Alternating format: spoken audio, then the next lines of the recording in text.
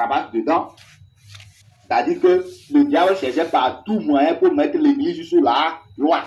Ce que Pierre a fait là, si Paul n'avait pas vu ça pour intervenir, cette chose-là aurait continué. Parce que c'est Pierre qui était la couronne de l'église. Donc nous sommes en train d'expliquer pour vous voir comment le diable avait tenté par tout moyen pour mettre l'église sous l'ancienne alliance. Mélanger l'ancienne alliance avec la nouvelle alliance pour rendre vain le sacrifice de Jésus-Christ. Parce que Paul a dit à la fin de Galates, si il faut se mettre sous la loi de Moïse, ce que Christ est mort en vain. Donc le diable a cherché par tout moyen à rendre la mort de Jésus-Christ en vain, en cherchant à introduire cette loi de Moïse dans la nouvelle alliance. Donc il a commencé par enseigner ça, sans que les apôtres n'en sachent, jusqu'à ce qu'il arrive dans Antioche où Paul et Barnabas y étaient. Donc le Saint-Esprit leur avait déjà utilisé pour enseigner la fin de cette loi-là dans les synagogues de Acte 13 jusqu'à Acte 14 là, et partout en Orient. Et ils sont revenus dans Antioche, ils sont là-bas. Donc, le diable n'avait pas remarqué ça. Ou disons que ceux qui enseignaient cette doctrine-là, ces faux apôtres, ces faux serviteurs-là, ils n'avaient pas compris, ils n'avaient pas su que dans Antioche, là, se trouvaient des apôtres. Et quand ils sont arrivés maintenant, ils voient tout le monde, ils prennent leur heure supérieure là, les pharisiens. Tel qu'on a lu dans Matthieu 23, vous-même vous voyez leur manière de vivre. Et malgré qu'ils sont sauvés là, ils ont gardé ce comportement-là, ce cœur-là, cette manière de vivre là, ils ont ça. Heure supérieure, c'est eux qui sont les grands, qu'on doit respecter, on doit se soumettre à eux. Donc, ils sont arrivés maintenant qui.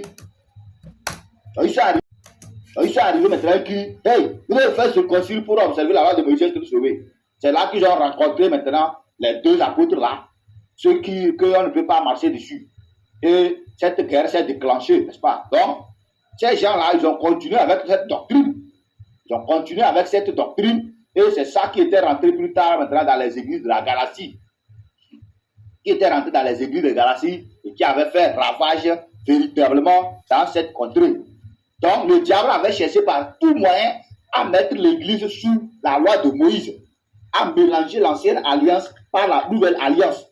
Donc, après avoir été détecté, et qu'on les a chassés à cause de la circoncision des païens là, voilà quand Pierre est descendu dans Antioche, le diable vient le troubler, le diable vient saisir l'occasion pour semer le trouble à lui, et par ce trouble maintenant, l'hypocrisie est rentrée dans sa vie, et il était devenu répréhensible. Donc, après la circoncision, alors que c'est lui qui fut le premier dans l'esprit de Christ, qui a brisé la loi en l'envoyant chez Corneille, tel qu'il a témoigné dans Acte 10, 11 là, et dans Acte 15 aussi, il a ressorti ça, et c'est sur la base de ce témoignage-là que le Saint-Esprit a tranché. Il n'y a plus de loi de Moïse dans l'église. Maintenant, le voilà quand il est descendu dans Antioche, où Barnabas et Paul y étaient encore dans Acte 15 là-bas, là,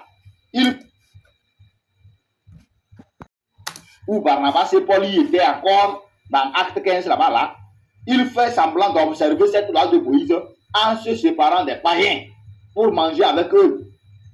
Avant que les Juifs envoyés par Jacques n'arrivent là, ils mangeaient ensemble avec eux. Ils vivaient ensemble avec les païens.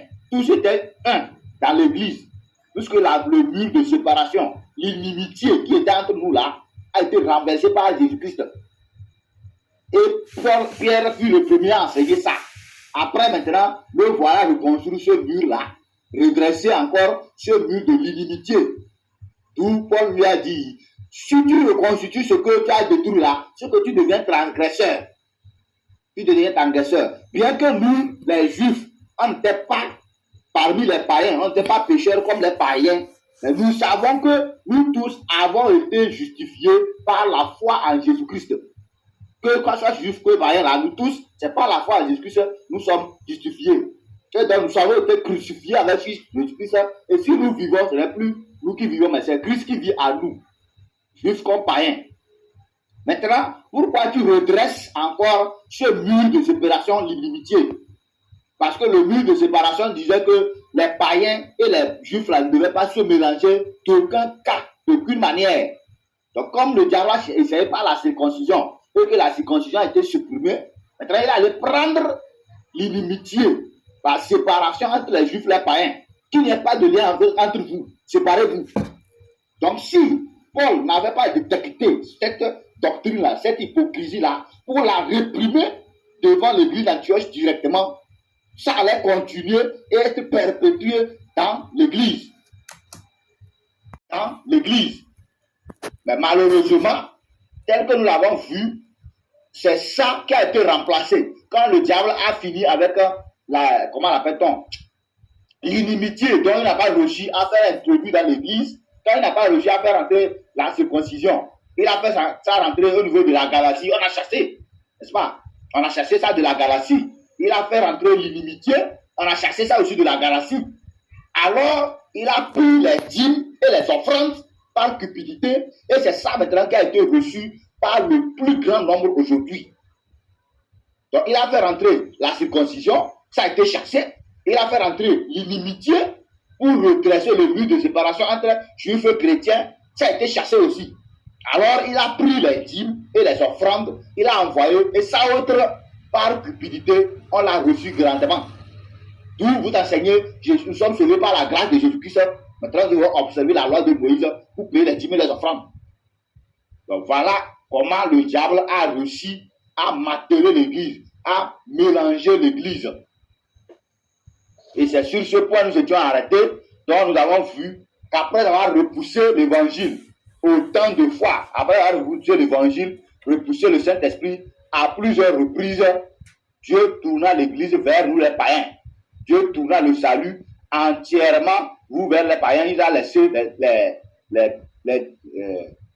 les juifs qui l'ont rejeté avec leur tradition là, tel qu'on l'a vu, pendant que les 9 tribus étaient restées en Assyrie, personne n'est allé les délivrer, donc d'où ils n'ont pas vu le disciple, d'où ils n'ont pas vu le Messie pour diviser l'église, semer le trouble dans l'église.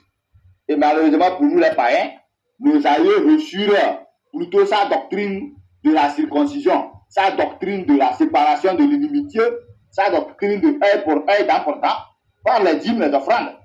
Et c'est ça qui nous a répondu abondamment à l'heure actuelle. Donc, nous sommes séparés de Jésus-Christ, mais on nous fait croire que nous sommes chrétiens parce qu'on nous a plongé dans l'eau, parce qu'on a fait gna sur nous. Alors que par cette loi de Moïse, ce baptême devient inutile. Parce que Jésus-Christ est mort en vain pour vous. Vous qui payez 10 offrandes là, Jésus-Christ est mort en vain pour vous. Parce que par cela, vous avez rendu vain sa crucifixion. Qui veut dire que les baptêmes que vous avez reçus aussi, c'est en vain. C'est devenu inutile. Donc, il est temps qu'on aille à la repentance. Alors, la troisième fois et la dernière fois, l'évangile fut dirigé définitivement vers les païens de ce que les Juifs ont rejeté l'évangile, fut dans l'église de Rome. Fut dans Rome, de leur époque, où on va lire dans Acte 28, Paul a demeuré 2 ans, n'est-ce pas? On a dit il a demeuré 2 ans dans Rome, où quand il est arrivé 3 jours après, au 3e jour, il a invité tous les Juifs qui étaient dans Rome, tous les anciens de la synagogue là, qui allaient le trouver dans sa maison, et il leur a expliqué ce pourquoi il est arrivé dans Rome.